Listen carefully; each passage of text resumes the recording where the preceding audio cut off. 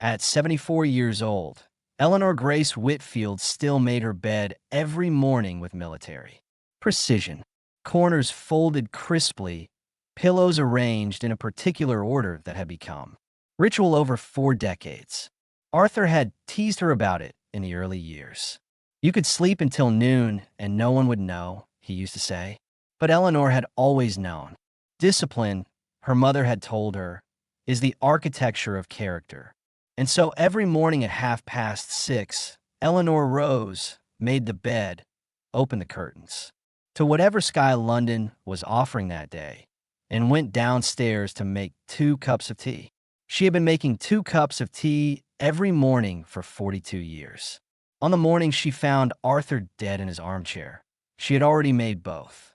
She was carrying them upstairs on a small lacquered tray, the one with the blue herons on it, that she had bought at a market in Bath during their anniversary trip 20 years ago. When she saw him from the doorway and understood immediately, in the way that bodies sometimes understand before minds are ready to, that she would be drinking alone today and every day after. She had set the tray down very carefully on the hallway table. She had walked into the room and laid her hand against his cheek, which was still faintly warm. She had stood there for a long time in the gray February light with her hand against his face, and felt something she could not accurately name. It was not quite grief, though grief would come. It was not quite relief, though she would later examine that feeling with considerable honesty. It was something older and simpler than either. It was the sensation of a very long story, arriving at its final page and not being certain whether what came next would be better or worse. Only being certain that it would be different, and that different at 74 was frightening. She had called the ambulance. She had called the doctor.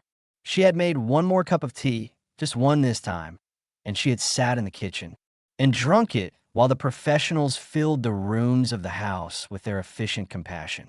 Later, she would understand that the morning of Arthur's death was the last ordinary morning of a life she had believed was hers.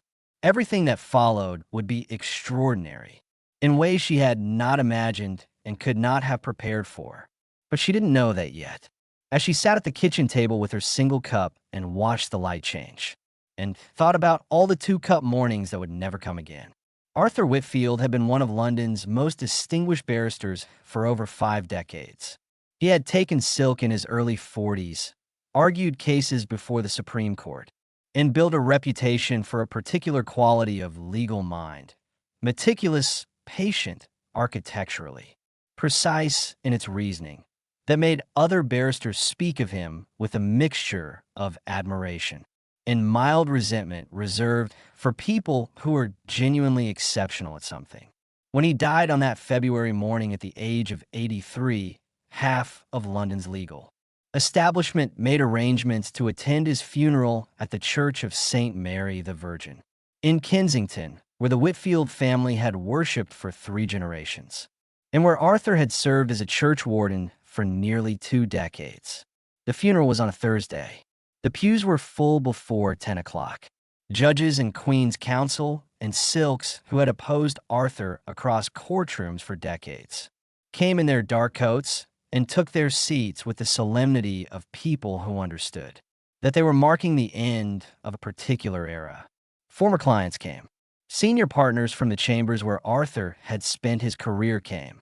There were 3 members of Parliament, 2 circuit judges, and what appeared to be an entire floor of a city law firm clustered near the back in a corporate formation. Arthur's children from his first marriage sat in the front pew. Edward, 58, who had followed his father in the law but had settled for commercial practice rather than the bar, a distinction Arthur had never once mentioned but which Eleanor suspected had been a disappointment he had learned to carry without acknowledging.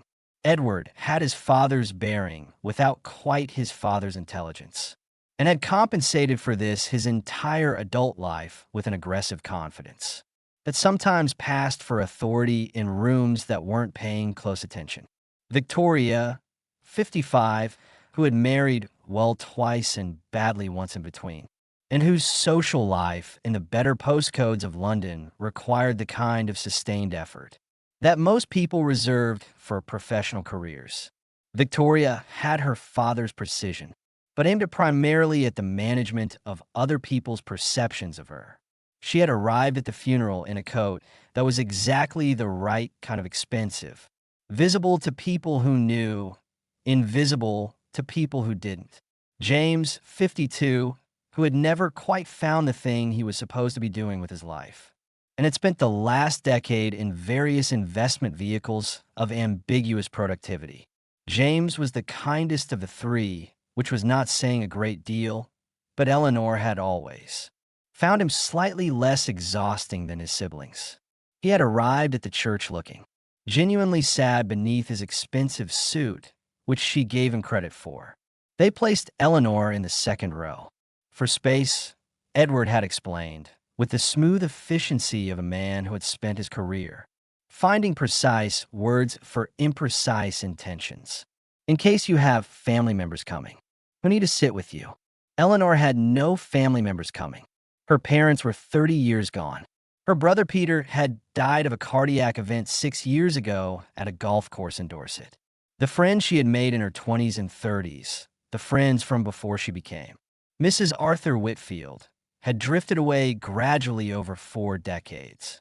The way people drift when one of them builds a new life in a different world and can't quite hold on to both at once. She had acquaintances in abundance. She had colleagues of Arthur's wives whom she had entertained and organized and remembered birthdays for. She had the social network of a successful barrister's household, which is to say, she knew a great many people who would describe her as charming if asked, and could not have told you the names of her parents. She had no family members coming. The second row was a public statement delivered in the language of logistics. Eleanor had understood it immediately and had said nothing. 42 years of saying nothing about certain things had made her very good at it. The service was long, as services for distinguished men tend to be. Speaker after speaker rose to describe Arthur Whitfield, the legal mind, Arthur Whitfield, the mentor, Arthur Whitfield, the servant of justice, Arthur Whitfield, the devoted father who had raised 3 children after the early death of their mother and done so while maintaining a career of extraordinary demands. Not one speaker mentioned Arthur Whitfield, the husband. Not one person. Not the vicar who had known Arthur for 2 decades. Not the senior silk, who delivered the primary eulogy. Not the former client who spoke of Arthur's integrity, with such feeling that several people in the gallery reached for handkerchiefs. Not one person acknowledged the woman who had stood beside him for 42 years, who had managed his household and supported his career and organized the dinners that cemented his professional relationships and made sure his shirts were pressed, and his diary didn't double book, and his children had somewhere to sleep when they deigned to visit, who had loved him, as far as she could tell, honestly and without calculation, which was rarer than it should be, and which she had never, in 42 years, felt entirely thanked for. Invisible in life, more so in death. Eleanor sat in the second row with her hands folded in her lap, and looked at the back of Arthur's coffin and thought about the cup of tea with the herons on the tray. At the reception afterward, held at Victoria's Richmond home, which had been professionally cleaned and stocked with caterers whose minimalist canapes cost more per piece than Eleanor's weekly grocery shop, she found herself standing near the window with a glass of something sparkling that she didn't particularly want, watching the room conduct itself, with the practiced ease of people who had been attending these events all their lives. She overheard Victoria talking to a cluster of friends near the mantelpiece. "It's just so impossibly hard," Victoria was saying. Her eyes were dry. Eleanor noted this with the precision of someone who had watched Victoria perform grief at 2 of her 3 divorces and knew the difference between the real version and the social version. Losing Daddy. At least we have each other to get through it. The real family. She touched the arm of the woman beside her with practiced warmth. We'll manage somehow. The real family. as though the past 42 years had been an extended piece of amateur theater, in which Eleanor had been cast in a supporting role without understanding that the play was about something other than she thought it was. Eleanor finished her sparkling drink, set the glass on a passing tray, found her coat, and left before anyone felt obliged to say a formal goodbye. The reading of the will was scheduled for 10 o'clock on a Thursday morning, exactly 1 week after the funeral. It was held at the offices of Gerald Hawthorne, a solicitor of the old school, bow-tied, careful, and possessed of that particular quality of deliberate slowness that very good lawyers use to make sure everything is understood before it is reacted to. Gerald's offices were in a Georgian building off Chancery Lane, the kind of building that smelled of old paper and beeswax and the accumulated seriousness of centuries of legal work. The conference room was paneled in dark wood with a long table down the center, and a window overlooking a small courtyard where a plane tree was just beginning to bud. Eleanor arrived 7 minutes early and sat alone on one side of the table, watching the courtyard and the tree and trying to convince her hands to be still. She had dressed carefully. The charcoal wool dress Arthur had always said made her look like herself, which she had taken as a compliment and which she suspected he had meant as one. Her white hair was arranged in the way she wore it for occasions that required a certain composure to be visible from the outside regardless of what was happening inside. She wore the small pearl earrings her mother had left her. She wore her wedding ring. She had told herself on the drive-in from Kensington that there was nothing to fear. 42 years, a life built together. Arthur had always been generous, not demonstratively, not the kind of man who announced his generosity, but consistently, reliably in the background the way foundations work. She would be provided for. Of course she would be provided for. Edward, Victoria, and James arrived together at 10:05, having made, she suspected, the calculation that arriving slightly late positioned them as people with more important places to be. Each had their own legal representative with them. Solicitors who filed themselves against the far wall with the professional neutrality of people paid to be present rather than visible. The three siblings arranged themselves on the opposite side of the table from Eleanor, a formation that was not quite hostile enough to be called aggressive, but was not remotely accidental.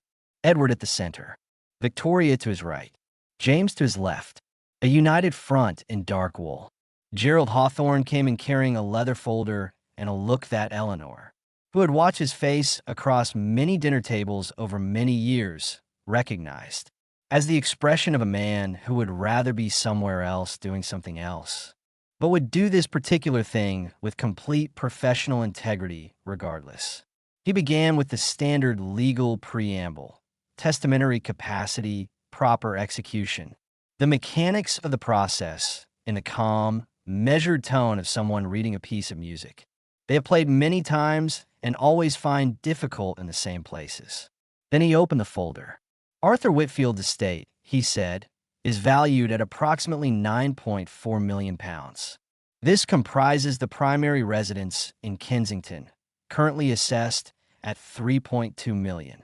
Investment and retirement portfolios totaling £5.8 million.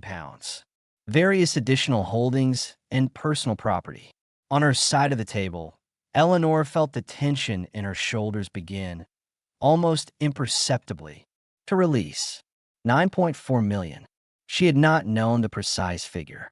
Arthur had always managed the finances himself, with the same careful privacy he applied to most of his internal life. But 9.4 million was enough. More than enough. Whatever arrangement he had made, it would be sufficient. She was going to be all right.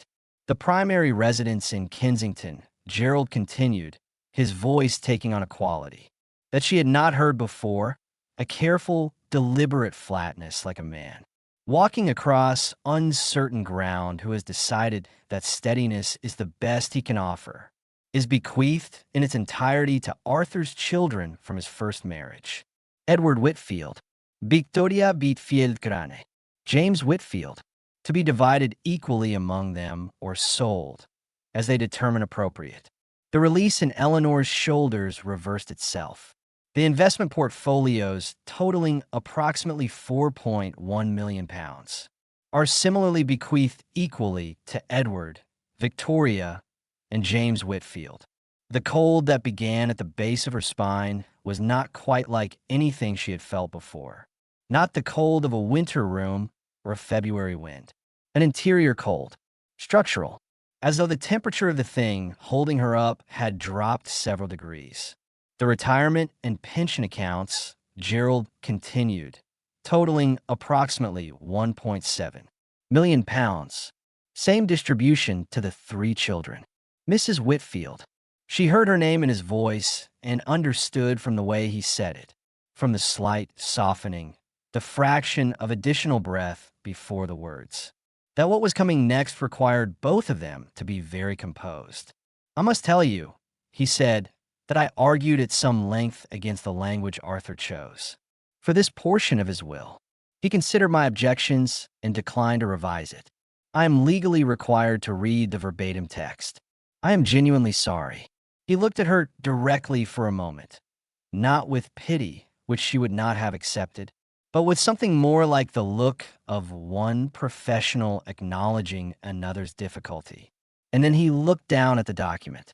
Arthur Morrison Whitfield states, in his own words, "My wife, Eleanor Grace Whitfield, has resided comfortably and without material want for 42 years entirely at my provision and expense. Throughout the duration of our marriage, she has enjoyed the benefit of my home, my professional standing, my social connections, and a manner and standard of living she could not have achieved or sustained independently. This constitutes, in my considered judgment, adequate and indeed generous compensation for the companionship she has provided and for the domestic management and household services she has performed throughout our marriage. I do not consider myself to carry any further financial obligation toward her." The words landed in the room the way very heavy objects land on very hard surfaces, without drama, with absolute finality. Companionship, domestic management, household services, financial obligation. 42 years. The 2 cups of tea every morning. The dinners for judges and clients and colleagues that ran to 11 or 12 people and required 3 days of preparation and an elegance that appeared effortless, precisely because Eleanor had made it so. The garden she had built from bare soil, the household she had run, the man she had loved, whatever that word meant across a life this long. However complicated and qualified that feeling had become over 4 decades, however much silence and distance had grown up around its edges, she had loved him. And he had written this, had sat at his desk in his private study and written these words, and then given them to his solicitor to read aloud in front of his children, while they sat across a conference table from the woman who had made his bed, and poured his tea and kept his world in order since 1981. Across the table, Edward was studying the grain of the polished wood with careful attention. Victoria had produced a small mirror from her bag and appeared to be confirming that her lipstick remained intact. James was looking at his phone with a focused expression of someone who knows they are being observed and has decided that indifference is the safest performance. Gerald cleared his throat quietly and continued. Arthur's will provides one further bequest for Eleanor Whitfield, one property located at Wren Cottage, Ashbourne Lane, in the village of Landmere, Wales, along with all contents currently therein and all associated land. Mrs. Whitfield is requested to vacate the Kensington residence within 30 days of the date of Arthur's death, as that property is required by the principal heirs for their use or disposition at their sole discretion. Additionally, Gerald said, Arthur asked that this envelope be given to you personally. He slid a brown manila envelope across the table. His hand, Eleanor noticed, was not entirely steady. She found that she was grateful for this small human evidence. that the words he had been required to read had cost him something too. Inside the envelope, one iron key, heavy and dark with age, the kind of key that belongs to a different century than the one they were sitting in, and one sheet of cream stationery, Arthur's own, the expensive Smythson paper he had used for personal correspondence for as long as she could remember, with his handwriting on it, small, precise, and unmistakably his. Wren Cottage, Ashbourne Lane, Lanmere, Wales. Eleanor, go there. Go as soon as you can. You will understand everything once you arrive. I cannot tell you before. They were always watching, always looking for reasons to challenge. Trust me one final time, my love. I am so very sorry. Oh, my love, always. Arthur, trust me one final time. After he had sat at his desk and written her out of his life in the language of a business contract. After he had left her with a house she had never heard of in a village she could not have, placed on a map, while his children divided £8.5 million between them. After 42 years of trust that had apparently been given to someone keeping secrets. Trust me one final time. Victoria's voice was professionally warm. Daddy mentioned the Welsh property once or twice over the years. Inherited it from some elderly relative in the 70s, I think. He always said it was practically uninhabitable. A drafty old ruin in the middle of nowhere. The property taxes were more trouble than the thing was worth. She met Eleanor's eyes with an expression of practiced sympathy. But at least it's a roof, Eleanor. That's something. You'll be able to sell it and have a little nest egg for a few years. We'll need to coordinate the handover of the Kensington keys, Edward said, already scrolling. Do something on his phone. We're planning to list immediately. The market in that neighborhood is very strong right now, and we want to get the estate agent in as soon as possible. I assume 30 days is workable. 30 days, Gerald said, is what the will specifies. Mrs. Whitfield is entitled to every one of them. Of course, Edward said smoothly. We're not unreasonable people. Take your full 30 days. Eleanor, we completely understand this is a significant transition. Eleanor stood. Her legs felt strange beneath her, as though the floor had become a slightly different substance than it had been when she sat down. She picked up the brown envelope. She put the key and Arthur's letter back inside it. She walked to the door with her chin level and her shoulders carrying the particular posture of someone who has decided that composure is a form of survival and intends to survive. Mrs. Whitfield, Gerald said from behind her. He was on his feet. Please, if you need anything in the legal process, anything at all, call me on my direct line, not the office number. This is my personal card. I mean what I say. She took the card without looking at it. She nodded once. She did not trust her voice sufficiently to use it. She made it to the lift.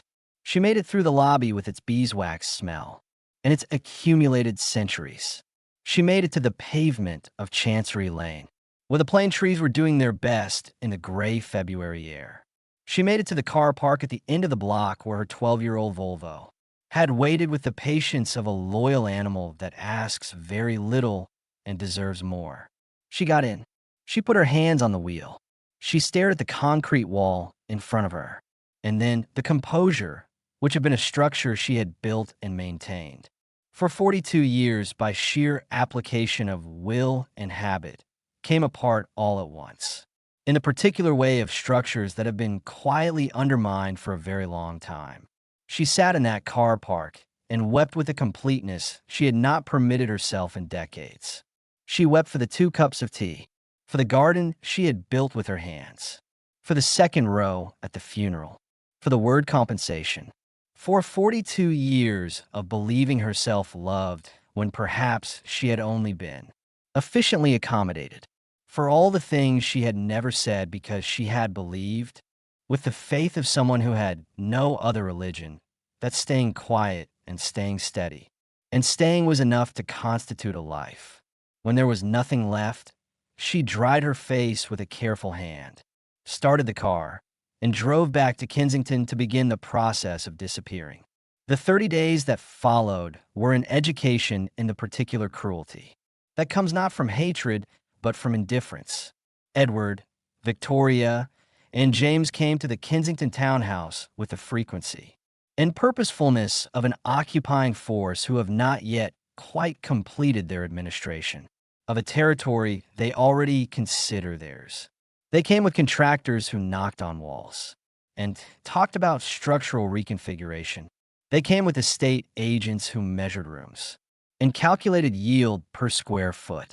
They came with interior designers who spoke about the kitchen and the drawing room and the hallway and what each could become, with the right investment and vision, while Eleanor sat in those rooms, still present, still living there, still using the kitchen and sitting in the drawing room and walking through the hallway. Every single morning on her way to make a single cup of tea, no one asked her to leave a room. No one spoke directly to her unless logistics required it. They simply proceeded as though she were a temporary technical difficulty, acknowledged when absolutely necessary, otherwise ignored. One Thursday morning, she was at the kitchen table with her breakfast when Victoria arrived, with a designer whose portfolio included several high-profile Kensington conversions. They moved through the kitchen with measuring tape and digital camera, discussing the existing layout with the frank assessment of surgeons examining a patient.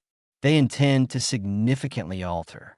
This wall comes down, Victoria said, gesturing at the wall against which Eleanor had placed a set of shelves 20 years ago, shelves that now held the cookbooks she had accumulated. Over 4 decades, the Lou Creuset she had bought at the Borough Market on a cold Saturday. In the year that Edward got married, the small herbs and terracotta pots she kept on the sill for cooking. Open it all the way through to the dining room. That's what this space needs. Light, volume, flow. The designer nodded, making notes. It would photograph beautifully for the listing. Very much what buyers in this market respond to. And we'll want to strip back the garden, Victoria continued, without looking at Eleanor. It's overplanted. Very personal taste.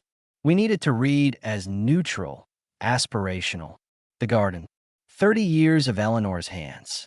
The roses she had started from bare root and coaxed through 3 hard winters before they gave her their first flowers.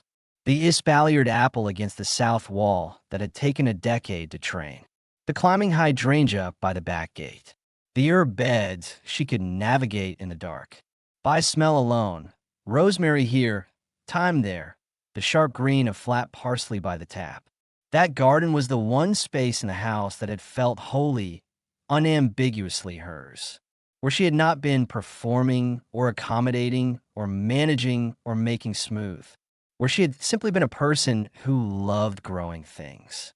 Now was overplanted, very personal taste, a problem to be neutralized. Eleanor put down her toast. She picked up her tea. She looked out the window at the garden, where the early spring was beginning to show itself. Snowdrops nearly finished now. The first crocuses opening, the rose stems brightening to red at the tip, and said nothing. Because 42 years of swallowing her voice had made the muscle very strong. And because she was beginning to understand she was saving something. She did not yet know what she was saving it for, but she could feel it accumulating. The nights were the worst. Lying in the bedroom she had shared with Arthur in the high bed with its white linen, which she continued to make every morning with military precision, because discipline is the architecture of character, and she was not going to abandon her architecture. Just because the walls around it were coming down, she would stare at the ceiling and perform a very thorough accounting of her situation. She was 74 years old. She had no income of her own. The last time she had held a job, in any formal sense, had been before her marriage. She had worked as a personal assistant to a chamber's administrator, competent work that she had performed well and which had led in one of those unremarkable sequences that turn out to determine everything, to meeting Arthur at a function for the Inns of Court, where he had been the most interesting person in the room, and she had been the youngest person by a decade, and he had asked her what she thought of the speaker. And she had told him honestly, and he had looked at her as though she had done something unexpected and excellent, and everything had followed from that. She had given up that job when they married. Arthur had not asked her to. He had simply described the life they would lead together in such a way that it was clear, where her contribution was expected to be directed, and she had agreed because she loved him, and because his life had seemed, at 29, like an extraordinary invitation to something larger and more significant than she could have built alone. Now, at 74, the question of what she could build alone was not theoretical. She had made calls, quietly, to the estate agents in Landmere whose number she had found, by searching online from her phone under the covers, not wanting the search to show up on the household computer that Edward had already asked for the password to. An old cottage in Landmere, perhaps half an acre of land. If she was very lucky and the market was cooperative, 80 to 100,000 pounds. At 74, living carefully, that was perhaps 4 or 5 years of modest security. And then the question of the end of those years was a door she could not yet bring herself to open and look through. On some nights, the fear was so complete that it occupied every corner of her mind. And she would get up and go to the kitchen at 2 in the morning and make tea, and sit in the dark and go through the arithmetic again, searching for an error she had made, a variable she had miscounted, something that would make the numbers come out differently. They never came out differently.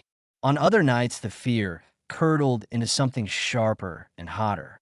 She would lie rigid in the dark and think, how dare he, how dare Arthur write those words? Compensation for domestic services, financial obligation, as though she had been an employee on a long-term contract that had reached its natural end rather than a woman who had given the better part of her one life to loving him. She had given up her independence for him. She had given up her friendships gradually, over years, not because he had asked her to, but because being Mrs. Arthur Whitfield had required a particular kind of devotion to his world that left insufficient room for her own. She had given up the possibility of having children of her own, not because Arthur had forbidden it, never that, but because the situation she had married into had made it feel impossible, had made her feel from the very first year that proposing to add to the family would be a provocation too far, that the 3 children already resentful of her presence were already more than the situation could hold. She had given up the version of herself who had existed before 1981, the woman who had opinions and habits and friendships in a small flat in Islington, and a life that was entirely uncomplicated hers, and she had done it willingly, with love, believing it was an exchange rather than a surrender. But on those 2 in the morning nights, she wondered whether she had been wrong about the nature of the transaction from the very beginning. On day 27, she overheard a conversation she was not meant to hear. She had come downstairs for water at a time when she had believed the house was empty. Edward and Victoria were in the dining room, their voices carrying easily through the silence of the house at 10 o'clock in the evening. The Welsh property is worth 60,000 at most, Victoria was saying. Probably less. He felt guilty. That's all it was. 42 years is a long time to keep someone in good domestic service, and father was always susceptible to guilt. She should be grateful it's anything at all, Edward replied. Women her age, no employment history, no family, no real assets. The outcome without that cottage is a local authority waiting list for sheltered housing. At least she can sell the thing and have a few years of modest independence before. He left the before unfinished, but Eleanor heard its completion in the silence. I suppose, Victoria said, and there was a sound of glass on wood, a drink being set down. She wasn't unpleasant. I'll give her that. She ran the house well enough. Eleanor stood in the hallway outside the dining room, with her glass of water, and felt the 42 years rise up in her like a tide. She thought about all the dinners, all the logistical miracles performed silently, and made it look like natural events, all the difficult telephone calls managed, All the times Arthur's children had arrived with their complicated emotional weather, and she had navigated it with a skill and patience that a barrister of his sophistication should have recognized for the extraordinary feat it was. Run the house well enough. She went back upstairs without getting her water. She sat on the edge of the bed. She held her hands in her lap and looked at them and thought, I'm not going to cry. I'm going to survive this. And I'm going to start surviving it tonight. She began making a list of everything she knew she could do. It was longer than she had expected. On her final morning in Kensington, Eleanor rose at 6:30, as she had always done, and made the bed with military precision. She moved through the house for the last time, with the particular attention of someone memorizing something they will not see again. Not sentimentally, practically. She wanted to know exactly what she was leaving, so that she would not romanticize it later and wish for a version of it that had not existed. The bedroom was a room, for walls and high ceilings and the pale light of a March morning. It had never been her room in the way that the word her actually means. It had been Arthur's room that she had been permitted to share, in a house that had been Arthur's house before she arrived and would be someone else's soon. The drawing room with the good furniture and the curtains she had chosen herself. The color had taken her 3 months to get right, a particular shade of deep teal that Arthur had called excessive and their guest had called magnificent. Those curtains would be gone within a year. Open plan, clean and contemporary. That's what buyers respond to. The dining room, the hallway, the small sitting room at the back that Eleanor had claimed as her reading room by virtue of simply inhabiting it consistently enough that everyone understood it was hers or near enough. The kitchen. She paused here. She made herself one last cup of tea in this kitchen. Standing at the counter, she had stood at every morning for 4 decades, looking out at the garden where the March sky was pale and the early magnolia was opening its first flowers, extravagant, impractical, heartbreakingly beautiful flowers. That lasted 10 days if you were lucky, and which she had planted anyway, because some things are worth having precisely because they don't last long enough. Then she went out into the garden with her tea and stood among her roses and breathed the air of a March morning in a garden she had made from nothing. And she permitted herself 5 minutes of something that was not quite grief and not quite anger, but partook of both.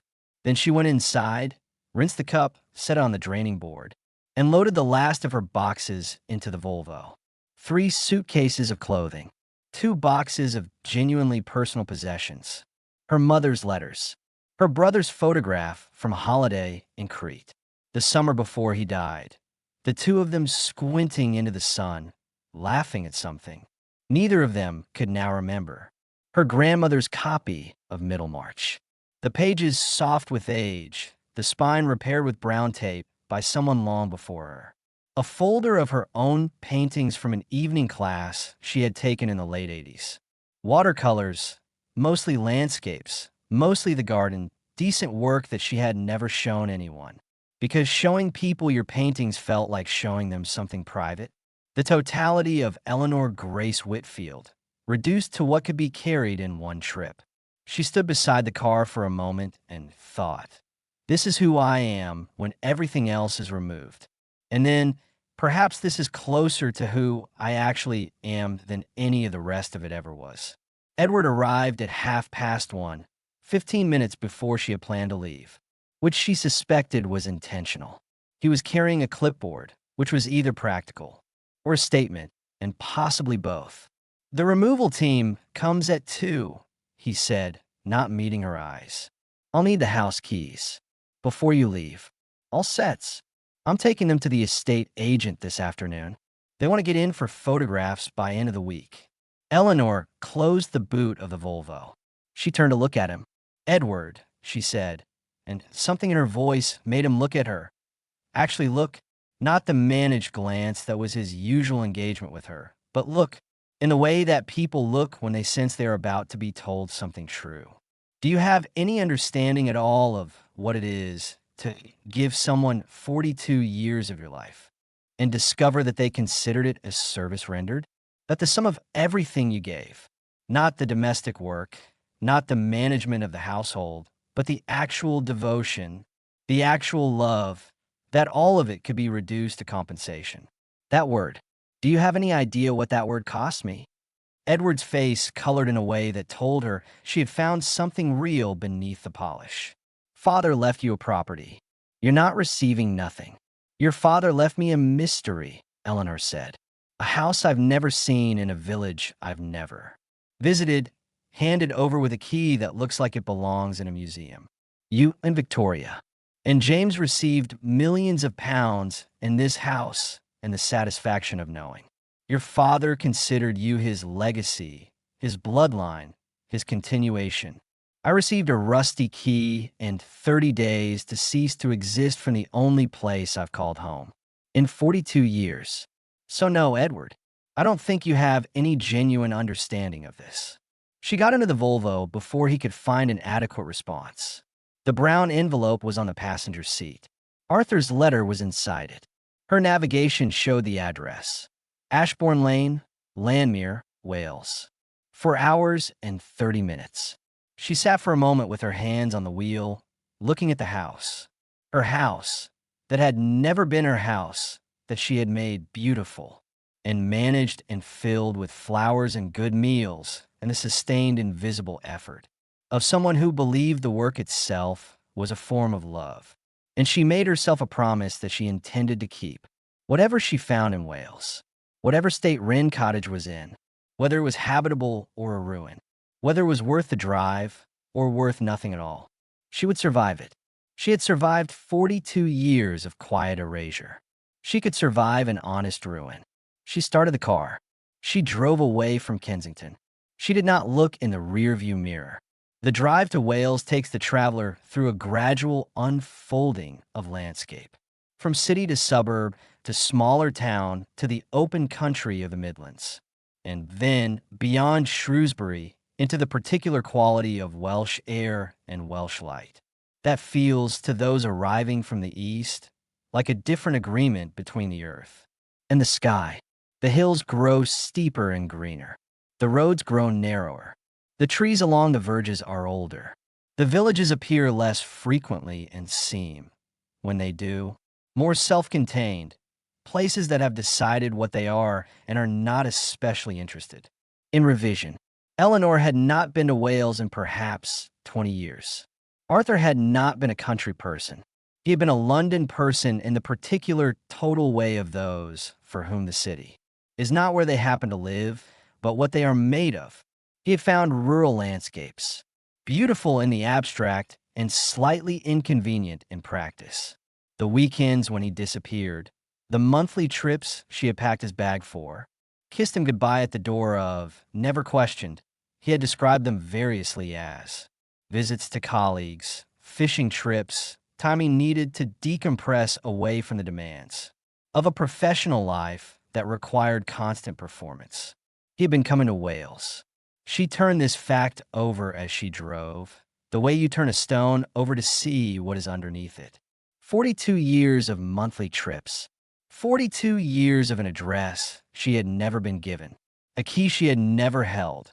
A house that had apparently been prepared slowly and deliberately for a moment that Arthur had known would come and which he had not been brave enough. His word, she would discover, to tell her about in advance. She crossed into Wales in the late afternoon, when the sun was beginning to lean west, and the light along the hilltops was the particular gold that only exists for an hour. On clear days in early spring, she drove through market towns that were waking up, from winter and through villages that seemed to be considering the matter.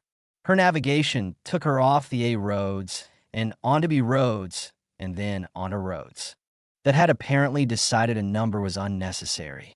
Landmere appeared in a valley she had not seen until she was almost in it. The road dropped suddenly between hillsides thick with oak and ash. And there below was the village, small, dense, huddled around its square, with the particular solidity of communities that have been in the same place for a very long time, and see no compelling reason to be elsewhere. A church with a square tower, a pub with smoke from its chimney, a bakery, a post office, a small cluster of shops, along a high street no longer than a few hundred feet. And as Eleanor drove slowly down that high street, following the navigation's directions, she noticed the people noticing her, not in the way of tourists being clocked by locals. Something different. The elderly man with a newspaper outside the post office, who lowered it and watched her car, passed with an expression she couldn't quite read, recognition or its expectation. The woman in the bakery doorway, who dried her hands on her apron and nodded slowly, as though confirming something to herself. The group of children spilling out of a doorway, who stopped and looked in the focused, unembarrassed way of children who have not yet learned that staring is rude and who therefore often see more clearly than their elders. The navigation directed her off the high street onto a lane that ran behind the church, and then became a track of compressed earth and loose stone leading down into a fold of the valley, where the trees closed in on both sides with the deliberateness of something planned. Ancient trees, oak and ash and rowan, whose canopies interlocked overhead, to make a tunnel of bare branches through which the last of the afternoon light fell, in angular, shifting patterns across her bonnet and windscreen. Eleanor drove slowly, navigating the ruts with the care the narrow clearance of the Volvo required. The track wound for perhaps a mile, dropping gradually, the village sounds fading behind her, and the sounds of the valley, wind in the high branches, a stream somewhere below, bird song she could not identify, filling in the silence they left. Then the navigation spoke in its cheerful, oblivious way. You have arrived at your destination. Eleanor stopped the car. She sat with the engine running for a long moment, looking at her hands on the wheel. She thought, whatever it is what it is. She thought, Victoria said it was uninhabitable. She thought, I have nowhere else to go. And then she looked up. The track had opened into a broad clearing sheltered on three sides by those old trees, which stood at its perimeter like a patient assembly of witnesses. And in the center of the clearing was a house. Not a ruin, not a derelict shell, not the falling apart wreck Victoria had described. With such confidence, the confidence, Eleanor thought now, of someone who had never seen it, and had simply decided that whatever Arthur had left to Eleanor could not be worth having.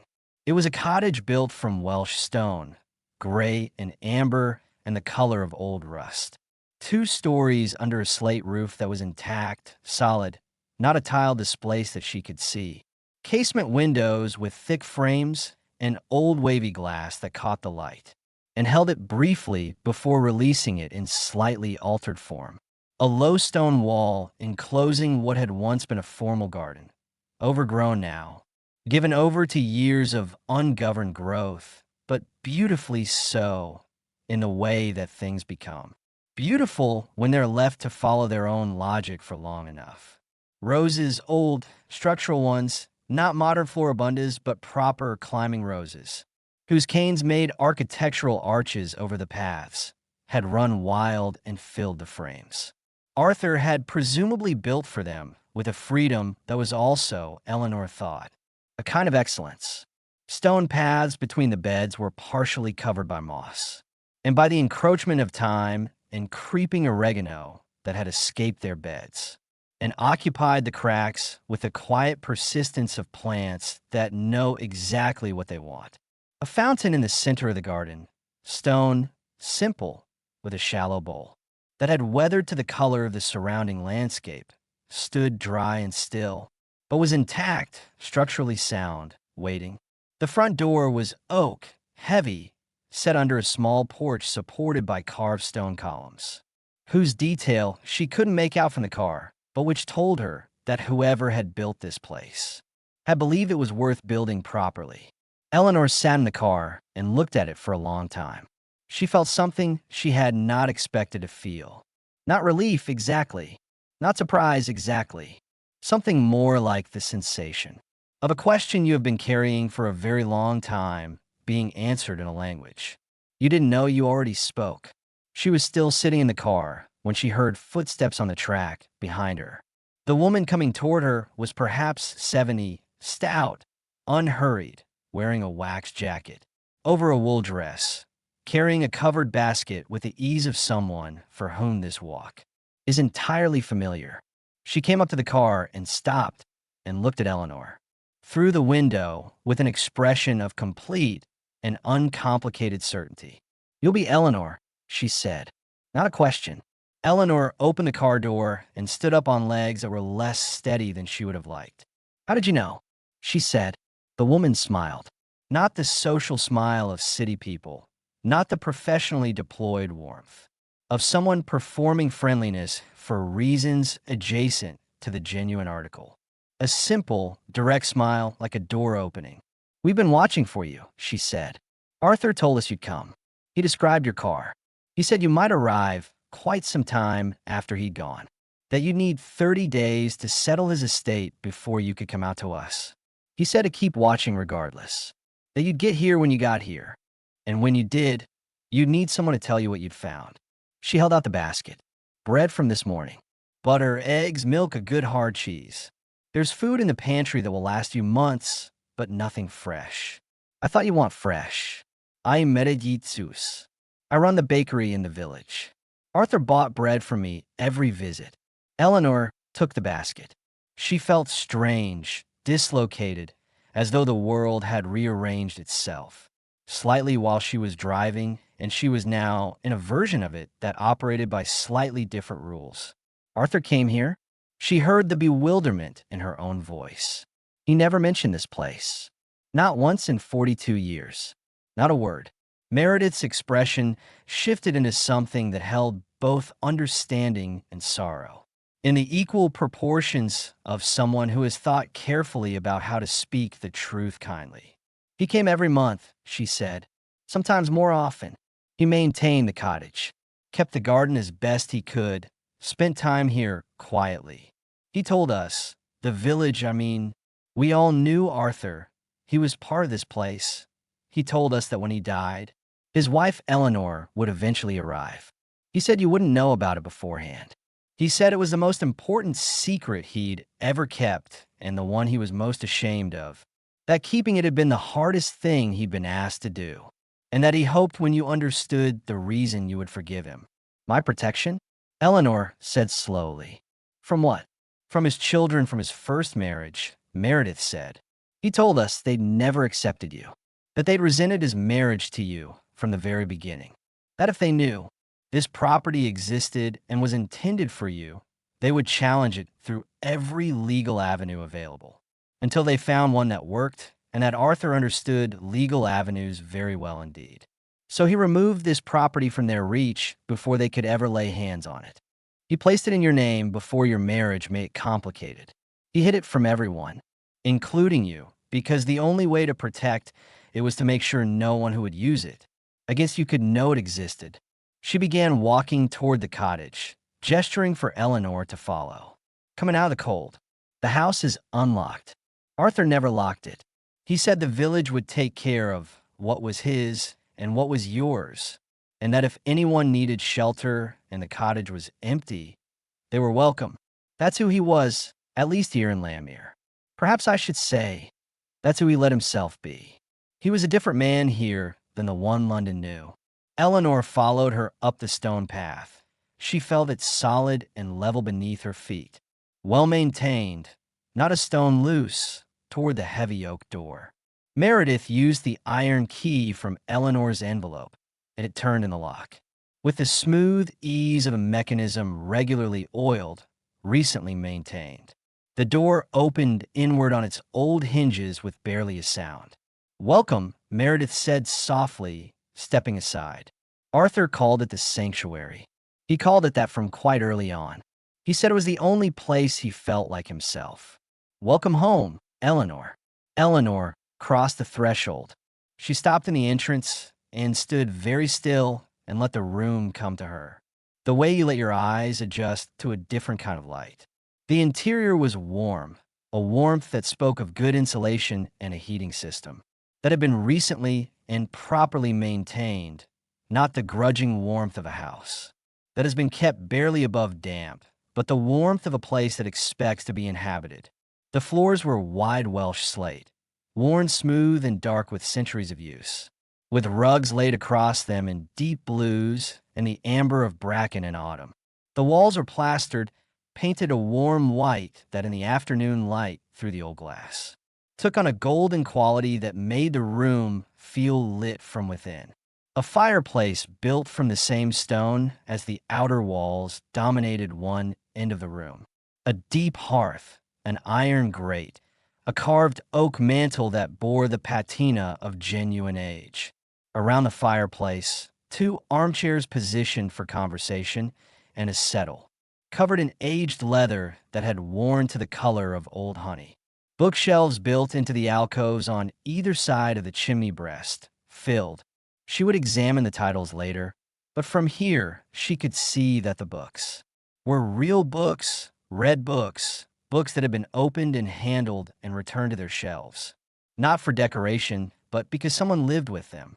And on every surface, on every wall, on the shelves where books were not, arranged and framed with the care of someone for whom each image was a specific, chosen thing. Photographs of Eleanor. She stood in the doorway of Arthur Whitfield's secret room and looked at her own face, looking back at her from every direction. Eleanor on their wedding day. She had forgotten she had been that young, had forgotten that particular quality of nervous, radiant hope she could see in her own expression. The expression of someone standing at the beginning of something they cannot yet see the end of. Eleanor in the Kensington garden, kneeling in the soil of the herb bed, her hands dark with earth, wearing the old shirt she had ruined irreparably in her first summer of serious gardening, and had kept for that purpose ever since. Her face was turned slightly to the side, not looking at the camera, and she was smiling at something beyond the frame. A smile she recognized as genuine because it was the private kind, the kind that happens before you know you're being watched. Eleanor at a gallery, standing in front of a large canvas. She recognized the Tate Modern, a visit they had made perhaps 15 years ago, a Sunday afternoon when the city was quiet. She was looking at the painting with an intensity she had not known she wore on her face. In public, she had not known Arthur had taken this photograph. Eleanor reading in the library of the Kensington house, the good chair, the afternoon light, with the particular quality of stillness that descends on people who are genuinely inside a book, rather than just moving their eyes across the surface of one.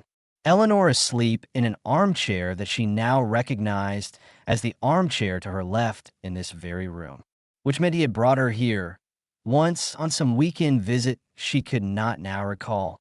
Or perhaps she was sleeping so deeply she had no memory of it, which might have been the point. Might have been a visit where he had simply wanted her present in the place he was preparing for her, even if she couldn't yet know what the place was.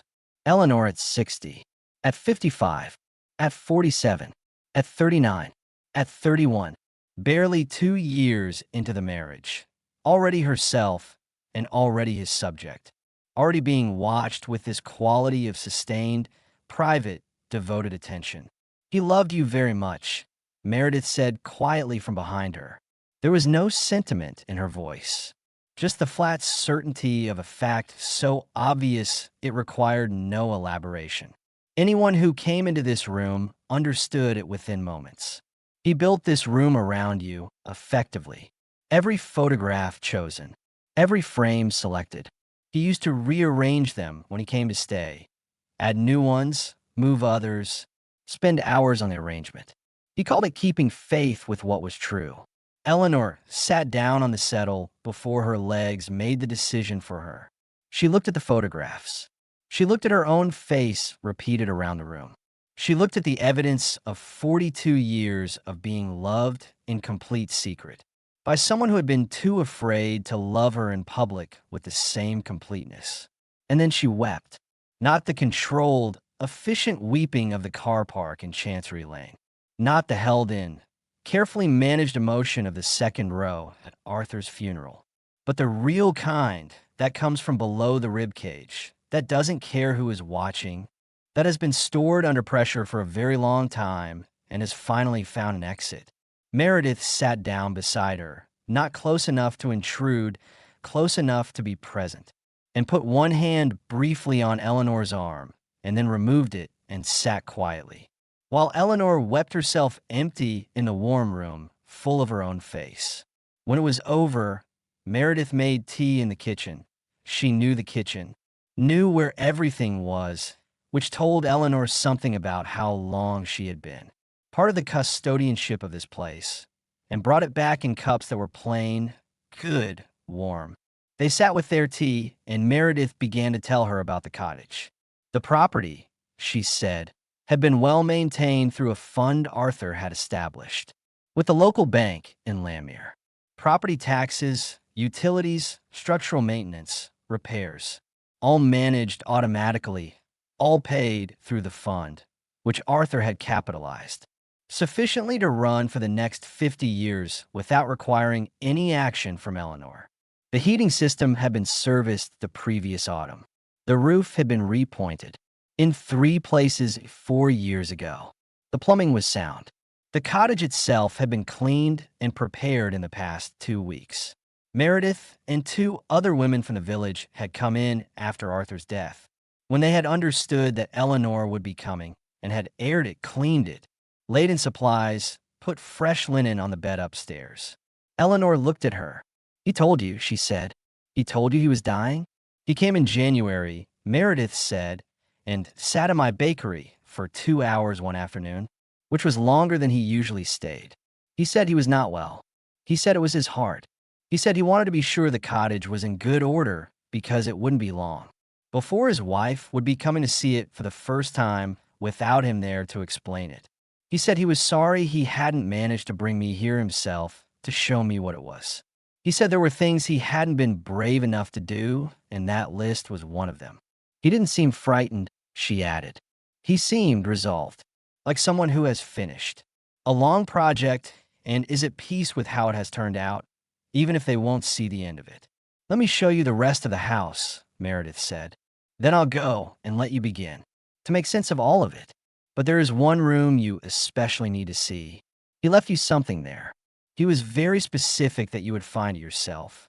In his study, on the desk. The kitchen," Meredith showed her, "was everything Eleanor had glimpsed from the doorway. And more. It was a room that had been designed by someone who understood cooking. Not the cooking of people who prepare simple nourishment, but the cooking of someone who understood it as one of the primary civilized arts. The range is a good one, not new, but well maintained. The surfaces were thick Welsh slate, cool and permanent. The farmhouse sink was deep enough to do serious work in. Open shelving held china. That was simple and beautiful, cream and blue, handmade, the glaze slightly uneven, in the way of things made by hand. Copper pots on iron hooks.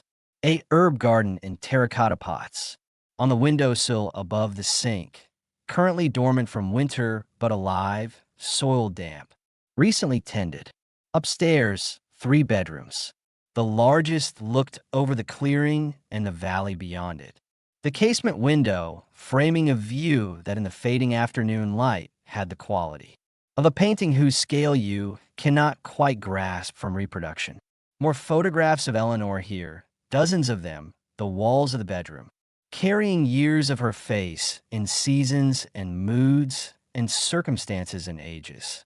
The maintenance fund covers everything, Meredith confirmed again as they came back down. You will never receive a bill for this place. Arthur structured it so that you would never have to worry about whether you could afford to stay here. He said that the greatest fear of women in your situation, and he was very specific about this, as though he had thought about it at length, was being unable to hold onto a place. He said he wanted you to know, from the very first night, that this place could not be taken from you. "Then why keep it from me?" Eleanor said. "For 42 years. Why let me sit in that office and believe he had written me out of his life when all along she already knew the beginning of the answer. Meredith confirmed the rest of it. His children would have challenged it. She said simply. He was a barrister. He knew exactly how estates are contested. He knew that if excuse me, if Edward had known about this property, his solicitors would have argued. Marital asset, community property, division of estate, anything they could find. And they might have found something that worked. So Arthur made sure there was nothing to find. He placed this property in your name as a gift in 1983 before the marriage. Could be argued to make it a joint asset. He covered his tracks completely. He kept this secret from everyone except Gerald Hawthorne, and one reason he trusted Gerald Hawthorne was that the man had the integrity not to speak even under pressure. She paused at a door beneath the staircase that Eleanor had not noticed. Small, wooden, unremarkable. The kind of door that might lead to a cupboard. She opened it. The study was perhaps 10 feet by 12 with no window. The walls on 3 sides were lined floor to ceiling with built-in shelves. And on those shelves, arranged with a meticulous, indexed order of a practicing barrister's files, were document boxes, ring binders, folders, and sealed envelopes, all labeled in Arthur's unmistakable, precise handwriting. The fourth wall held a beautiful old mahogany desk, Georgian, she thought. The kind of desk that takes a century to achieve its particular quality of weight and presence, with a green-shaded banker's lamp over it and a leather chair drawn up to it, that bore in its worn surface the impression of someone who had sat in it very many times over very many years. And in the center of the desk, in the precise center, positioned with the deliberateness of someone who had staged this moment carefully and wanted the staging to be understood, a thick cream envelope, my beloved Eleanor written across the front in Arthur's hand. Meredith stopped in the doorway. That is what everything else was in service of, she said quietly. That is what he most wanted. You to find. I'll be in the kitchen. Take whatever time you need. Eleanor stood at the desk for a long moment. She looked at her name in his handwriting. She looked at the shelves of documents that represented 42 years of a legal career, and whatever else they contained. She looked at the lamp, at the worn chair, at the desk itself, at the object that had been the center of gravity of Arthur's private world, the room he had occupied for 40 years of monthly visits, the place he had sat, when he was not performing or managing or being the barrister or the father, the place he had been simply himself. She sat down in the chair. It was comfortable in the particular way of things made for use. She picked up the envelope. The paper was heavy and cool in her hands. He had sealed it with wax, blue wax, pressed with the signet ring he had worn on his right hand for as long as she had known him, the ring whose origin he had never explained, in which she had never pushed him on because there had always seemed to be time to ask. And time, she now understood, had been less abundant than it appeared. She broke the seal. She drew out the pages, 6 of them, covered on both sides, in Arthur's small, deliberate, perfectly legible handwriting. My dearest Eleanor, my only Eleanor, if you're reading this, I have died and you have come a Landmere and found the cottage. The fact that you are in the study tells me the cottage has done what I hoped it would do, told you enough to make you want to understand the rest. I am deeply, profoundly, and entirely sorry that it had to be this way. I am sorry that you sat in Gerald Hawthorne's office and heard yourself described, in the language I was required to use in order for the will to serve its actual purpose. I am sorry you heard those words, compensation, domestic services, financial obligation, applied to the 42 years of your life that you gave to me. I need to explain those words. I need to explain all of it. Edward, Victoria, and James had solicitors on standby throughout the last decade of my life, prepared to challenge any estate planning that they felt diminished their inheritance. They made this clear to me, not in words, because my children were careful, not to say anything that could be used against them, but in the way careful people make things clear, without saying them. I understood the threat. I understand threats. I have spent my career recognizing them in every form. If my will had expressed what I actually felt for you, if it had used the language of love rather than the language of service, they would have challenged it on the grounds that the bequest to you was excessive, emotionally motivated, and made at the expense of blood heirs. They would have argued that my affection for you had compromised my judgment. So I wrote the will to give them no such argument. I gave them the visible wealth, and I described you in the terms of the transaction. They had always understood our marriage to be. I let them believe they had one. And in doing so, I protected you from the only challenge they had the standing to make. Because what I left you is not subject to their challenge. It was never theirs to challenge. This cottage was conveyed to you as a gift in September of 1983. Your name only. No marital link. The documentation is in the first filing cabinet. The entire legal structure complete and watertight. Gerald Hawthorne has a duplicate set in his safe, and he has instructions regarding their use. No court in this country can reach this property. It is yours absolutely.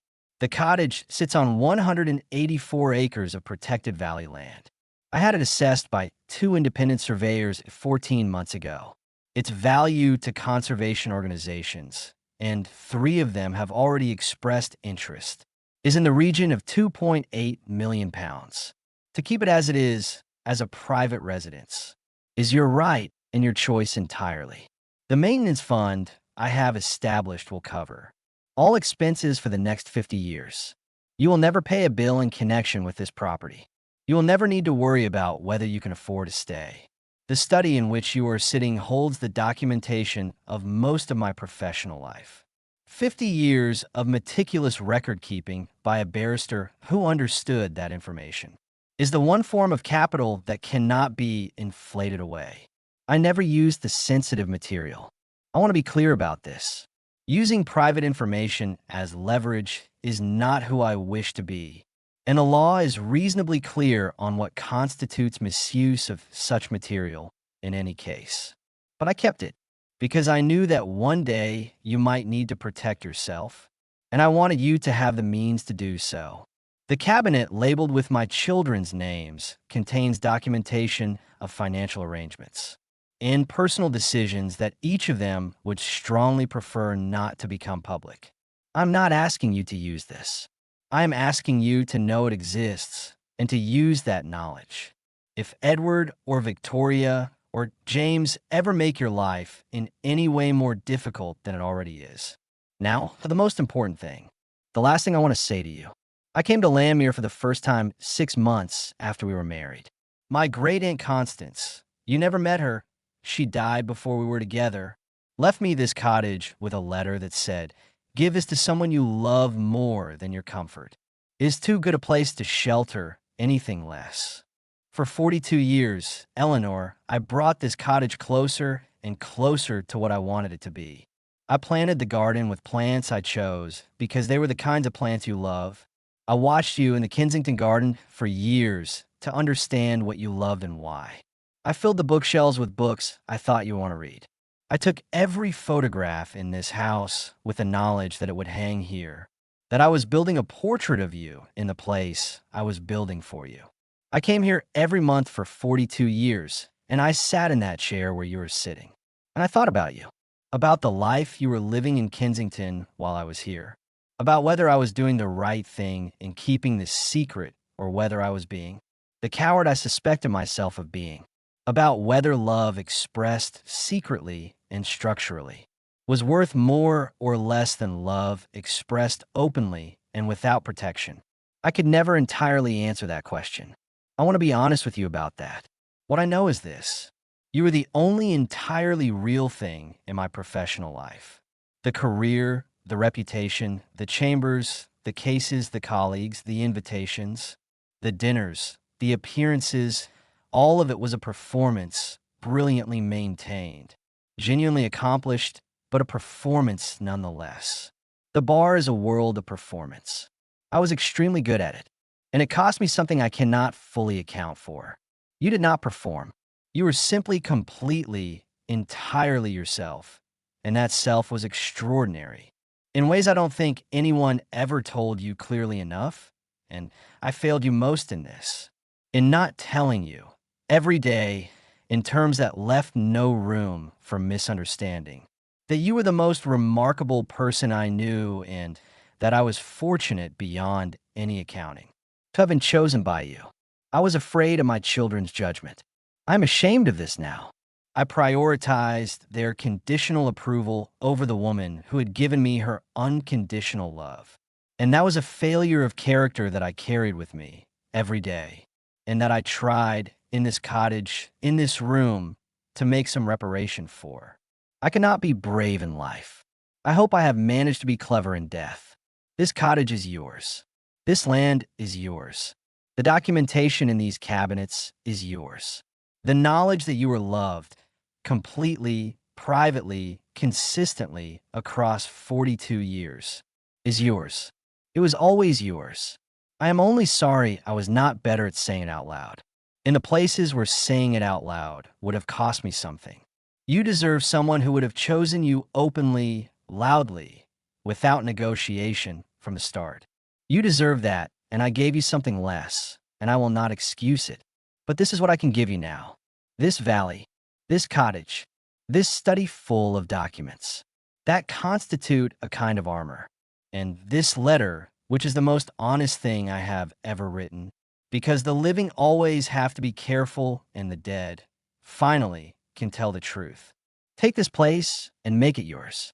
Not mine, yours. Fill it with your own books and your own paintings and your own garden and your own life. Let be the thing I couldn't give you while I was breathing. A place that is entirely, unambiguously, unquestionably yours. And forgive me if you can. Not immediately. In your own time. When you're ready. I understand if that takes a while. With all my love. With every bit of it. Across whatever distance there now is between us. Yours completely and always. Arthur. Eleanor read the letter once through with tears falling steadily and unremarked. She read it a second time, more slowly, stopping at certain phrases, to hold them in her mind and turn them in the light and understand what she was being given. She read it a third time, very slowly, with the precision of a woman who has spent 42 years, learning to hear what is said beneath the words. And this time, she heard everything. When she looked up, Meredith was in the doorway with 2 fresh cups of tea. He was a complicated man, Meredith said. Yes, Eleanor said. He was. But his love for you was not complicated. That part was simple and true. And anyone in this village who ever listened to him talk about his wife could have told you so. Eleanor set the letter carefully on the desk. She reached up and turned on the banker's lamp. In its green light, she looked at the filing cabinets Arthur had described. She opened the first drawer of the first cabinet, the deed to Wren Cottage and its land. In her name only, dated the 14th of September, 1983, 6 months after their wedding. The conveyance so carefully executed, the legal structure so thoroughly built that she could see at a glance. Why no solicitor in London could have found a crack in it. The second drawer, the maintenance trust documentation. 50 years of provision, fully funded, independently administered, requiring nothing from her. The third cabinet, the sensitive material. She looked at the tabs. Old files, newspaper cuttings, financial records, correspondence, and understood, without reading them in detail, that Arthur had spent 5 decades doing what barristers do. Watching, listening, documenting, understanding the full shape of every situation, before deciding what, if anything, to do with what he knew. The fourth cabinet, a folder thicker than the others, labeled in Arthur's hand.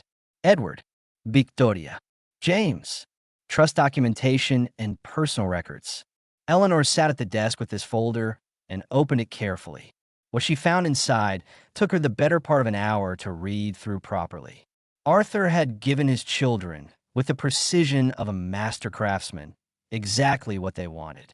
He had given it to them in a form that would take everything they had to handle.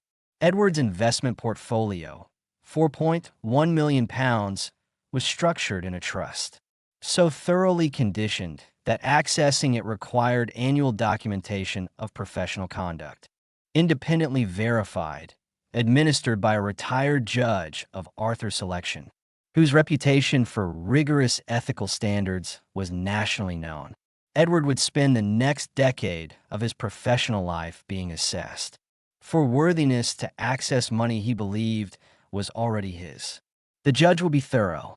Victoria's inheritance carried requirements around financial transparency and family relationship stability that 3 divorces and an estrangement from her eldest child had already made nearly impossible to satisfy.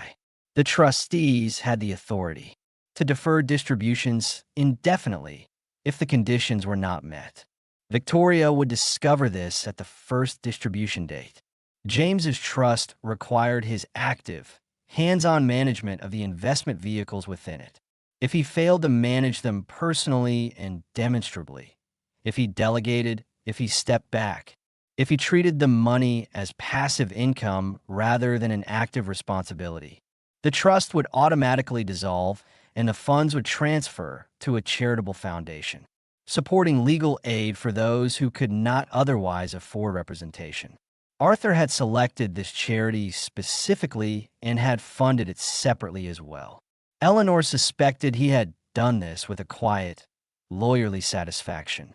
The Kensington townhouse, the heritage listing Arthur had placed on it 15 years ago, quietly, through channels that would not be visible until a potential sale triggered the searches. The listing meant the property could not be sold quickly. It meant committee review. It meant period sensitivity assessments.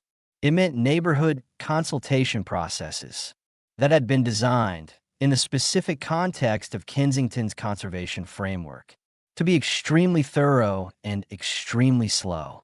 It also meant, and this was the detail that made Eleanor close the folder and sit back in Arthur's worn leather chair and breathe very carefully for a moment, that the substantial mortgage Arthur had taken out against the property 18 months ago was now the problem of the people who had inherited it.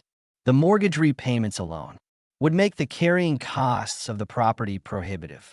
Edward, Victoria, and James had inherited, without knowing it, a house that would cost them far more than they had bargained for, and which they could not sell quickly enough to escape. Arthur had given them what they had always wanted, in the precise form that would show them, gradually, inexpensively, what wanting certain things actually costs. Eleanor sat in the study for a long time.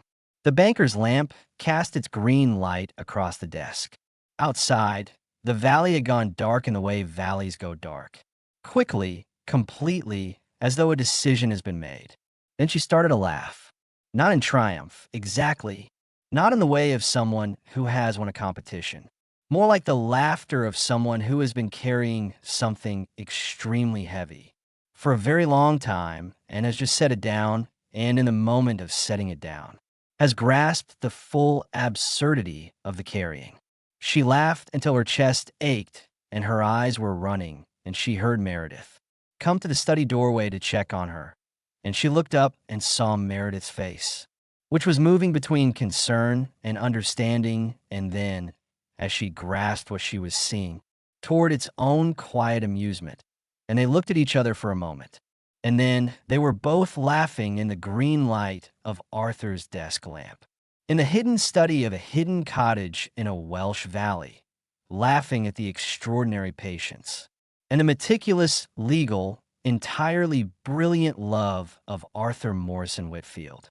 The first 2 weeks in Landmere were a kind of careful unfolding. The cottage was warm, well-maintained, genuinely habitable, not just barely so, but comfortably, abundantly so, the way of places that have been loved into readiness. Eleanor moved through the rooms slowly. In the first days, not yet quite rearranging anything, not quite ready to assert herself over Arthur's arrangement of the space, but learning it, learning where the light came from at different hours, learning the particular acoustic of the stone walls, the way sound moved differently. Through a room with thick walls and old glass than through the plasterboard of a Kensington townhouse. Learning the sounds the valley made, the stream she had heard from the car on the first day, which ran along the western edge of the property and which she found on the second morning, when she walked the boundary of the land in the early light with mud on her boots, and her breath making brief clouds in the cold air. She had not walked her own land before. She had managed gardens, not land. 184 acres was a different order of relationship with a piece of earth. She walked its perimeter over several days, in stages, and understood gradually that what Arthur had been maintaining all these years was not simply a cottage, but an entire ecological world, mature woodland, an open grassland, and a valley stream. And the clearing where the house stood and the old orchard she found on the third day. Half a dozen gnarled apple trees, whose varieties she could not immediately identify, but which she decided, learn. Meredith came every morning with fresh bread. She did not push or explain or overvisit. She came, left the bread, had a cup of tea, and went back to the bakery. In those cups of tea, she told Eleanor, in small increments, about Arthur's life in Landmere. The church roof, 3 years ago. Arthur had heard that the fund was short by a significant amount and that the repairs might need to be deferred again. They had already been deferred twice and had written a check through an intermediary, requesting no acknowledgement, no plaque, no public record. Daniel Price had figured it out eventually and had tried to thank him. Arthur had told him, apparently, that a congregation shouldn't have to worry about the rain when they were trying to think about more important things. He had not wanted to discuss it further. The scholarship fund for students over 22 years from Landmere and the surrounding villages. First-generation university students, all of them. Arthur had structured it through the local bank so that his name would not be attached. Meredith had worked it out by noticing that the timing correlated with Arthur's visits and by knowing Arthur well enough to understand what he considered worth doing with surplus money. He had not confirmed it when she asked him. He had changed the subject with practiced ease. The library. 500 books on a wet Tuesday morning in October, 6 years ago. Arthur arriving with the boot of his car, full of boxes and a check for the remainder. The young librarian, her name was Rhiannon, Eleanor learned, had tried to make a proper ceremony of it. Arthur had declined the ceremony, accepted a cup of tea, looked around the library with what Rhiannon described as the expression of someone who was genuinely pleased with how things had turned out and gone back to the cottage. He talked about you in the bakery, Meredith told her one morning. Every single visit. He would have tea and he would tell me things you had said or done or grown. He would show me photographs on his telephone. He had a particular system for them. He kept a folder just of photos of you that he'd taken without you knowing. He'd scroll through and tell me the story of each one. This is Eleanor in the garden. In the spring, look at the light. This is Eleanor at the gallery. She didn't know I was watching. He said you were the most interesting person he knew in that London. Didn't see it because London only saw Mrs. Arthur Whitfield. And you had learned, for his sake, to be very good at being Mrs. Arthur Whitfield. And that this had cost you something he couldn't entirely account for, but felt the weight of daily. Eleanor listened to this. She looked out the kitchen window at the garden, where the March light was doing its early spring work, gentle, non-committal, full of the suggestion of warmth rather than warmth itself. You should have just told me, she said. You should have brought me here and said, this is what I've been building for you. This is how I love you. You didn't have to wait until I died. Meredith nodded. He knew that. He said it to me once, that he lived with the knowledge of his own cowardice every day, and that Landmere was his way of making reparation for something he couldn't make reparation for openly. He was a proud man in some ways and not a brave one in others. He chose the ways his pride would serve him and let the bravery fall short in the places it would have cost him most. That's not uncommon in my experience. It's just that most people don't build a valley cottage in compensation. Eleanor smiled, the first genuine, unreserved smile she had produced in many weeks. No, she said. I suppose they don't. Gerald Hawthorne called on a Thursday morning 3 weeks after Eleanor had arrived in Landmere. Mrs. Whitfield, I'm glad to hear you're settled in. I need to tell you something. Edward has instructed a firm of solicitors, a large one, city-based, known for estate litigation, to examine the grounds for challenging your ownership of the Landmere property. His argument is that any property of significant value that changed hands during a marriage should be considered a joint marital asset, regardless of the formal structure of the conveyance.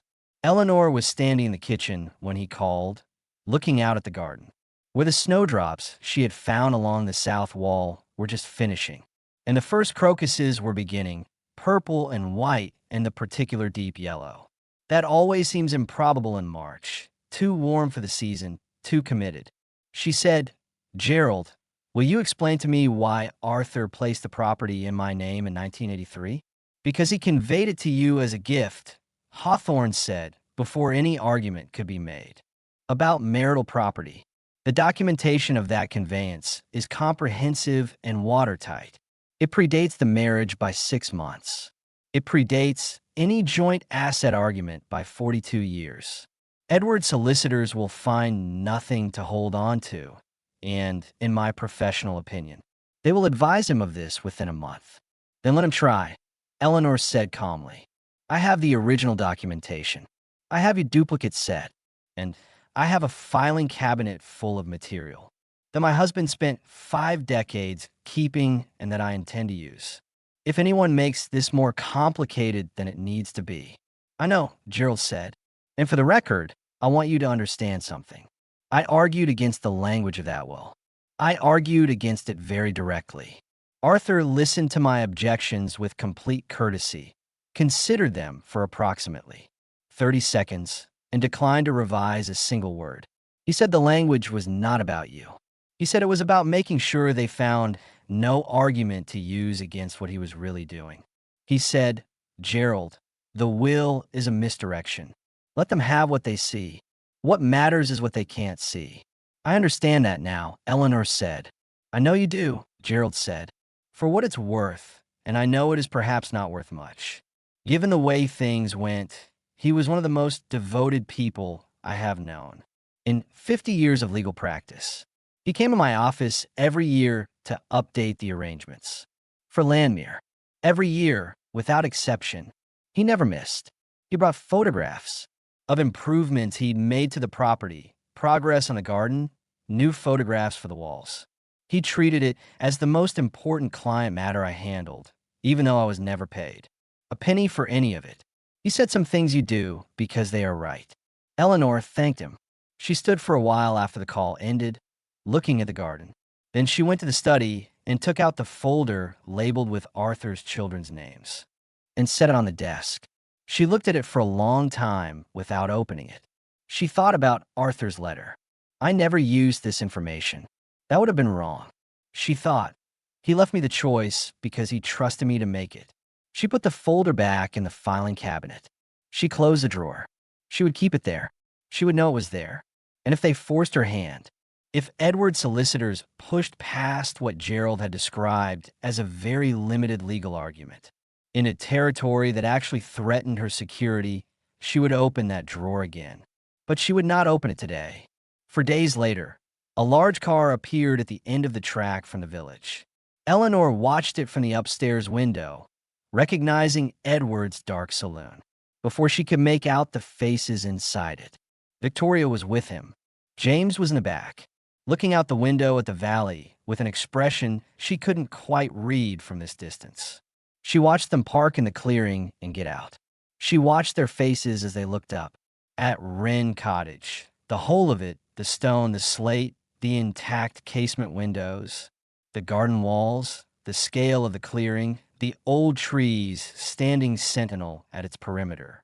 She watched the confidence with which they had arrived encounter the reality of what they were looking at.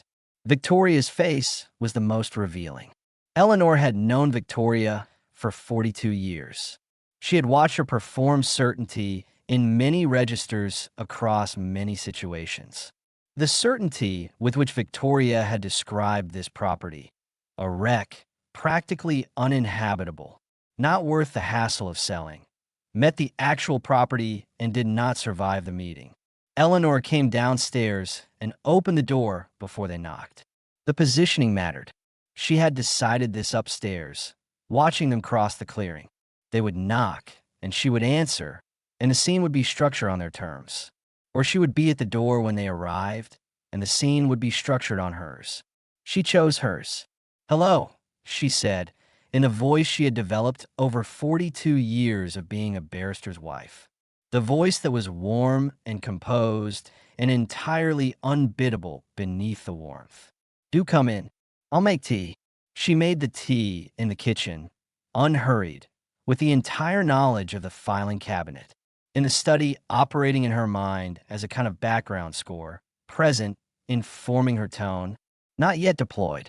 She carried the tray into the sitting room and set it on the low table, between the chairs with the ease of someone who belongs completely in a space. She poured. She sat. The three of them looked at her, and she could see them recalibrating. The woman they had put in the second row at the funeral. The woman they had been permitted to leave in the house for 30 days, while they walked through it measuring walls.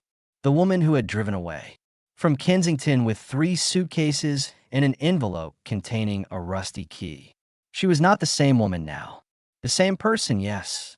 The same intelligence, the same accumulated competence of someone who has managed a complex household for 4 decades. But something had changed in her bearing. In the weeks since she had arrived in Landmere, and they could all 3 see it, even if they could not have said precisely what it was. Edward cleared his throat. "Eleanor, we've come to discuss the property. We believe there may have been a misunderstanding about its value, and we think Father would have wanted a more equitable arrangement. This property was placed in my name as a gift in September of 1983, Eleanor said. "I have the original conveyance document, the bank records from the transaction, the legal correspondence between my husband and Gerald Hawthorne himself, who is still practicing and who has a complete duplicate of every document in this study. Any argument that this property constitutes a marital asset will fail because it was conveyed to me 6 months before our marriage made such an argument possible." Victoria opened her mouth.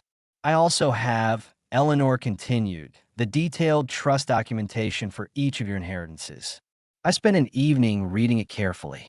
I think you will find, when your own solicitors examine the conditions, that the next several years of your lives will be considerably more complicated than you currently anticipate.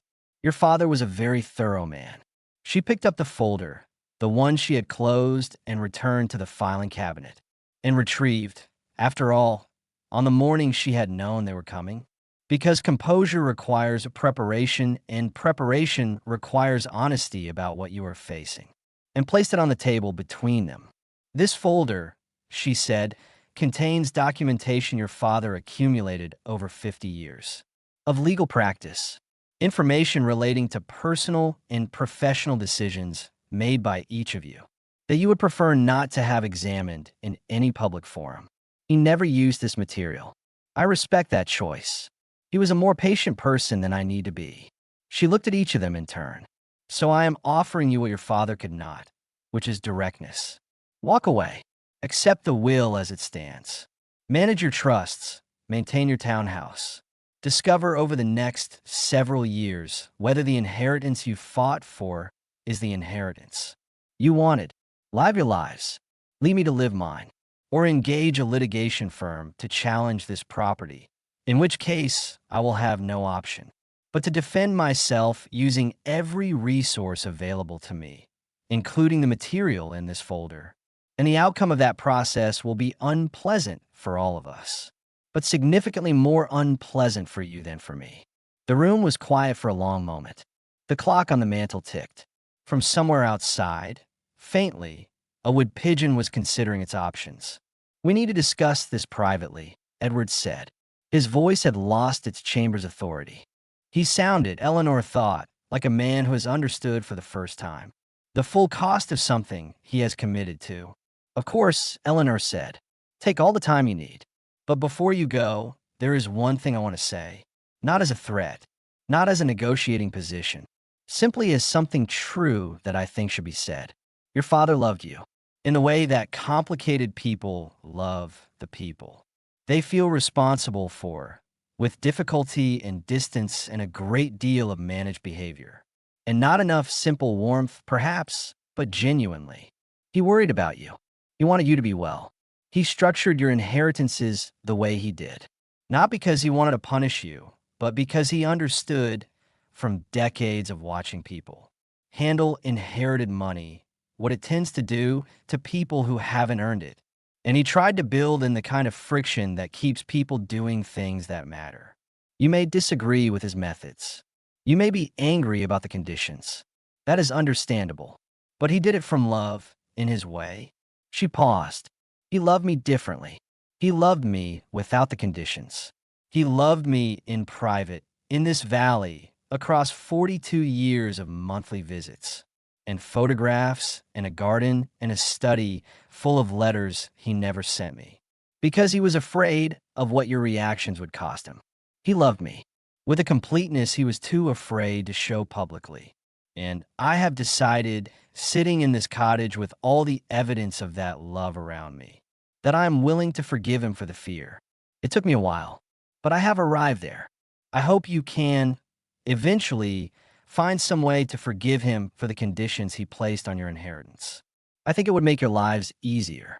I think it's what he would have wanted, though I recognize I'm not the right person to tell you what he wanted. She stood. She walked to the front door and held it open. The March air came in from the valley, cold and clean, and carrying the smell of the stream, and the old oaks and the earth beginning to rouse itself from winter. Edward, Victoria, and James filed out into the clearing. They walked to the car.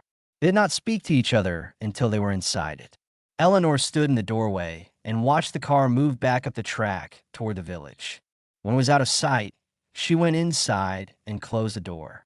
She sat in the armchair by the fireplace, the one Arthur had positioned to catch the morning light.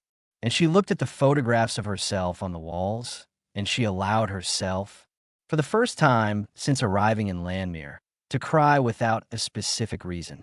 Not for grief, not for relief, not for anger or justice or the complex emotional mathematics of what had happened in Gerald Hawthorne's conference room. Just because she was 74 years old and she had been through something enormous. And the enormous thing was over, and now there was a valley and a cottage and a garden, and a community that had been waiting for her, and she was finally here. Gerald Hawthorne called a week later. Edward had instructed his solicitors to withdraw. The estate was settled and closed. Gerald had the paperwork completed by the end of the week. What happened next happened slowly and mattered because of the slowness. The Kensington townhouse eventually sold, not quickly as Edward had planned, but after 9 months of Heritage Committee reviews and structural assessments, and neighborhood consultations that moved at the measured pace of processes, designed by people who believe that significant decisions about significant buildings should not be rushed. When it finally sold, the proceeds after the mortgage settlement, and the legal fees and the estate agent costs and the historic preservation compliance work were substantially less than the siblings had calculated. They had learned, by the end of the process, some things about the difference between the value of a property and the cost of owning one. The trust restrictions had proved to be exactly as demanding as Arthur had designed them. Edward's annual reviews with the retired judge were difficult conversations.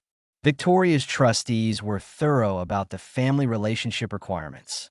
James had discovered that actively managing an investment portfolio is work, specifically the kind of work that cannot be performed from the sidelines, and was finding this discovery challenging. Arthur's revenge was not dramatic. It was the quiet, grinding, perfectly legal revenge of excellent planning. And it had the particular quality of all the best long games. The players on the receiving end understood what was happening, but could find no move to escape it. Eleanor knew most of this because Gerald kept her informed. She did not dwell on it. She had enough to occupy her in Landmere. The garden was the first project because gardening is the right size of occupation for someone recovering from something. It asks enough of you: physical work, attention, patience, the willingness to accept that some things take longer than you want them to keep the mind from spinning, but not so much that it crowds out the processing. That needs to happen in the quieter hours. She hired two young people from the village, a man called Idris who knew about dry stone walls, and an 18-year-old called Saren who turned out to have an instinctive feel for plants. That made Eleanor think of herself at that age, before she had been anyone's wife or anyone's manager, when she had simply been someone who grew things because growing things was good. They worked through March and April and into the May of Eleanor's first spring in Landmere. The roses were cut back hard and staked properly and given room to breathe. The stone paths were cleared, re-leveled, and pointed with lime mortar. The fountain was cleaned, its basin relined, the mechanism, a simple gravity system. From the stream above, cleared of 20 years of organic matter and coaxed back into function. On the day the water ran clear from the fountain mouth, Saren clapped her hands, and Idris looked at it with the expression of someone who has restored something and finds the restoration sufficient reward in itself. And Eleanor stood in the garden, in the May sunshine, and thought, this is what it is to make something yours. She updated the kitchen while keeping everything she loved about it. The range was serviced and encouraged back to its full capacity. The farmhouse sink was regrouted and polished. She replaced the tile behind it with hand-painted tiles from a workshop in Aberystwyth whose maker, a small, fierce woman called Katrin, had spent 3 hours discussing the right shade of blue with Eleanor before agreeing that they had found it. The open shelves gained more of Katrin's work, serving dishes, mugs, the particular heavy bowl that Eleanor discovered was the right shape for bread making, which she had taken up because the bakery was a 15-minute walk away. And she had time now, actual unhurried time, the likes of which she had not had in 42 years. She chose books of the shelves, her books, the ones she had been meaning to read for decades, and had sometimes set aside for more appropriate choices, books that were now spread across the shelves, in the order she had placed them rather than any order of display or performance. George Eliot and Penelope Fitzgerald and Marilyn Robinson, and a section of Welsh poetry she had discovered through Rhiannon at the library, and which was teaching her something she had not expected to learn at 74 about where grief and beauty meet. She kept Arthur's photographs, all of them on all the walls, but she added her own work beside them, the watercolors from the 80s, brought from the cardboard box she had carried in the boot of the Volvo, now framed and hung with the matter-of-factness of someone who has decided that 40 years is long enough to keep something private. She added prints from the Tate and from a small gallery in Brecon that she visited on a Saturday in June and spent 3 hours in and bought more from than she had intended.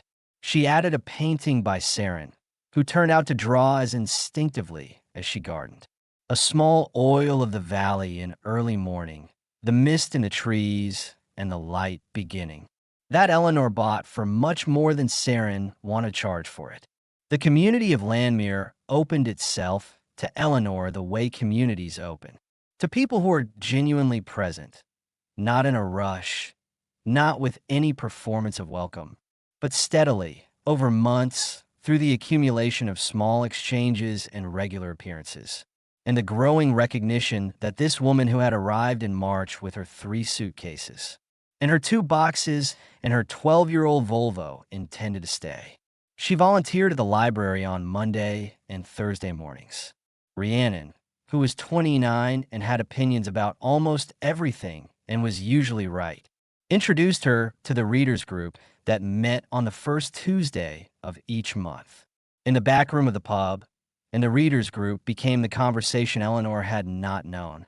She needed serious, arguing, occasionally heated, always interested, always worth having. She joined the allotment committee.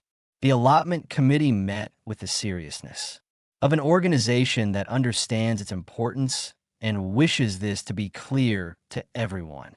Eleanor attended 3 meetings before she was asked to take the minutes, which she interpreted as acceptance. She attended the church on Sundays. Daniel Price, the vicar, was 38 and had the specific quality of intelligence that combines genuine faith with genuine doubt and has made its peace with the combination. He found Eleanor after her 3rd Sunday service and asked her if she would like to have lunch, and she said yes, and they talked for 2 hours about Arthur and about Landmere and about what it is to arrive somewhere in your 70s and find that it is where you were always supposed to be. Daniel said he believed in late arrivals.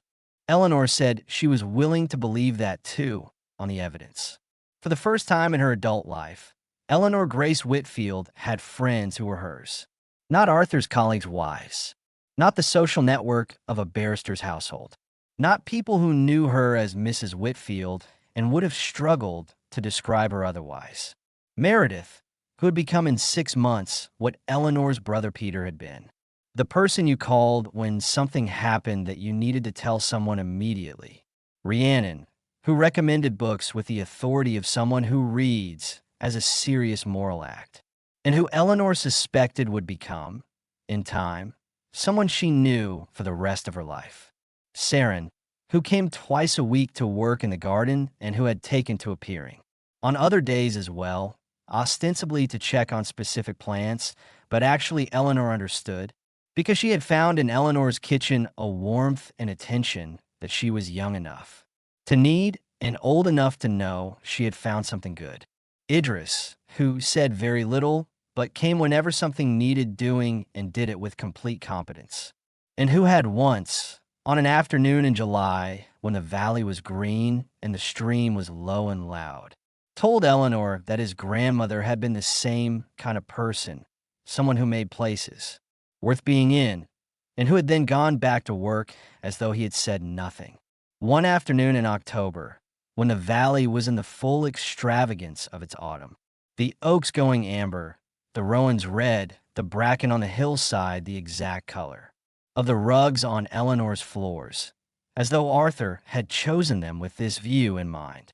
She was sorting through the remaining contents of the study drawers when she found a small envelope tucked behind a false panel in the bottom of the last drawer. Sealed, labeled, in Arthur's hand, for Eleanor's future. Open when you are ready. She made tea. She sat in the leather chair. She looked at the envelope for a little while, in the way of someone who has learned that some things are better approached with stillness, rather than urgency, who has learned this, in fact, in the valley of Landmere over the past 7 months. Then she opened it. Inside, the deed to 12 acres on the eastern edge of Landmere, an old stone barn and a small attached cottage, both currently unoccupied, currently in reasonable structural condition according to a surveyor's report dated 2 years ago. The deed in her name only. Paid in full. A second document. The establishment papers for a trust fund of £400,000. Named, in Arthur's careful legal language, the Eleanor Grace Whitfield Foundation. Purpose, to fund whatever projects or purposes Eleanor Grace Whitfield determines to be of value in her own life and the lives of others. And a note, one side of paper, Arthur's hand, for your future, not mine, yours. You have spent 42 years in the work of sustaining my life. You have done it with a skill and a grace and a generosity that I see clearly now. Writing this, in a way I failed to see clearly enough when it might have done you some good. This is your blank page. The barn and the cottage are yours to do with as you choose. The trust is yours to direct as you see fit. I have put no conditions on either. The only advice I will offer is this. Build something that only you could build.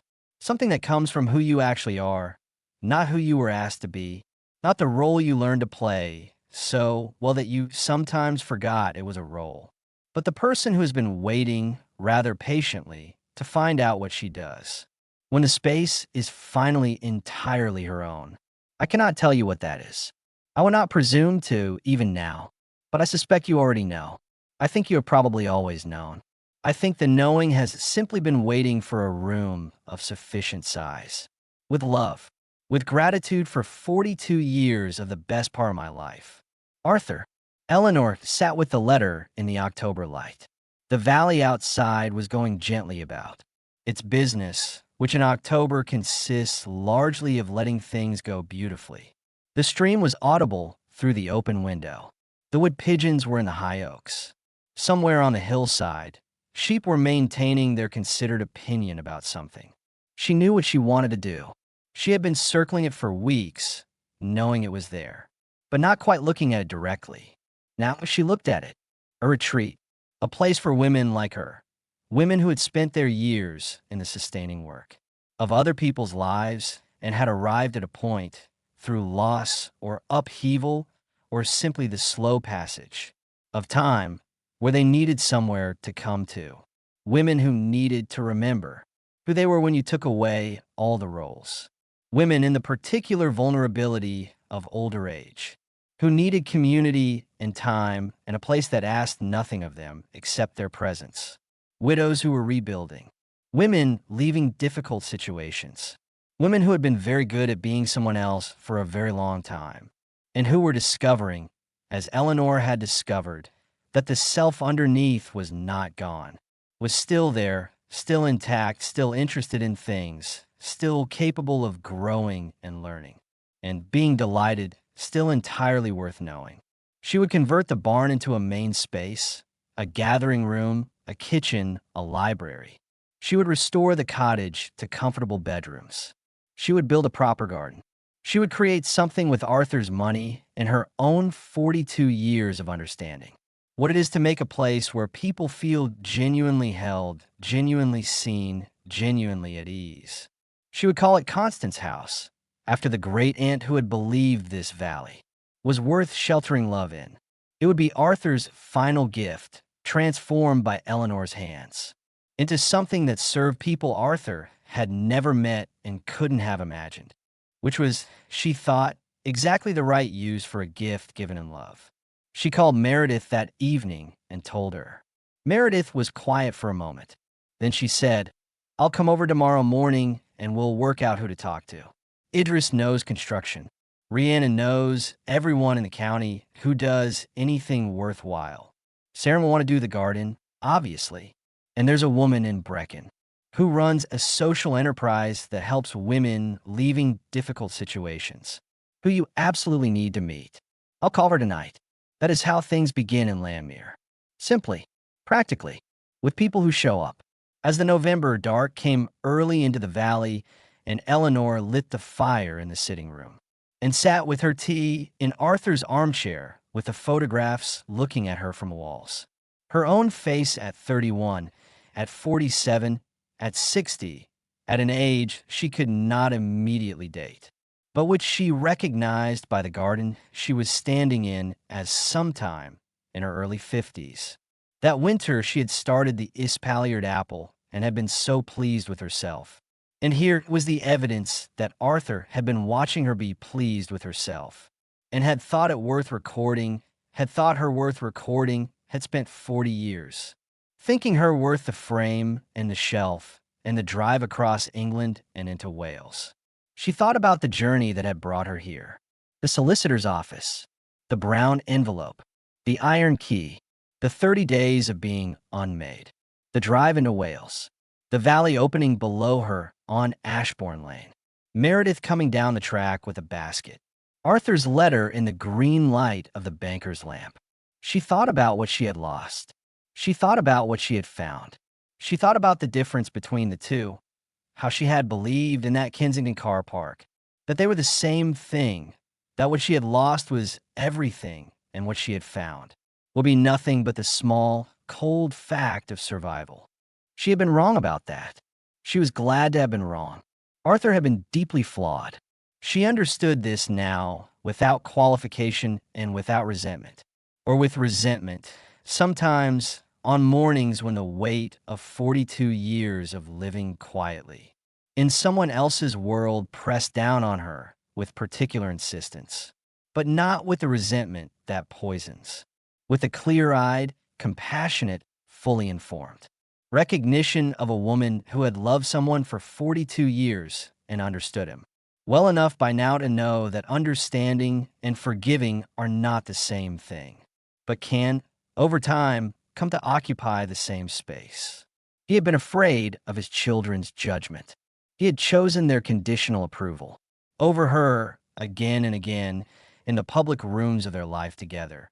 And this had been a failure, a genuine, significant, costly failure. And he had known it, and he had lived with the knowledge. And he had tried in the only way available to him to make it right. He had built her a fortress while she believed she was a guest. He had given her freedom disguised as abandonment. He had hidden evidence of her worth in a place where jealousy could not reach it, and had trusted her to be strong enough to find it and wise enough to understand it. Not just property or money, not just the practical security of a valley cottage in Wales, but this, the knowledge, finally and without qualification, that she had mattered, that she had been seen, that the person who was supposed to see her, who had committed, in front of witnesses, to seeing her, had seen her clearly and completely, even when he had not been brave enough to say so in the places where saying so would have cost him.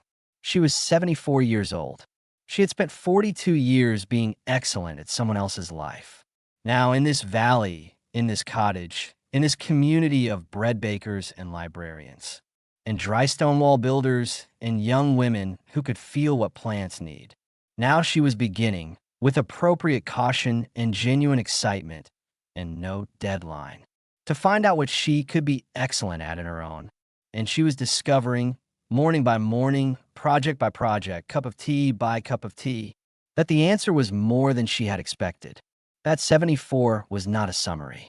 That it was, as it turned out, rather a good place to start. The fires settled in the grate. The valley was full of quiet November dark. Eleanor Grace Whitfield finished her tea, set the cup on the side table, looked at her own face on the walls, at the accumulated evidence of a life that had been, for all its difficulty, a life that had been lived and loved and seen, and went to make another cup. Just one tonight, just hers, but with no sense of lack in the single cup, only the quiet, unhurried rightness of someone who has finally come home.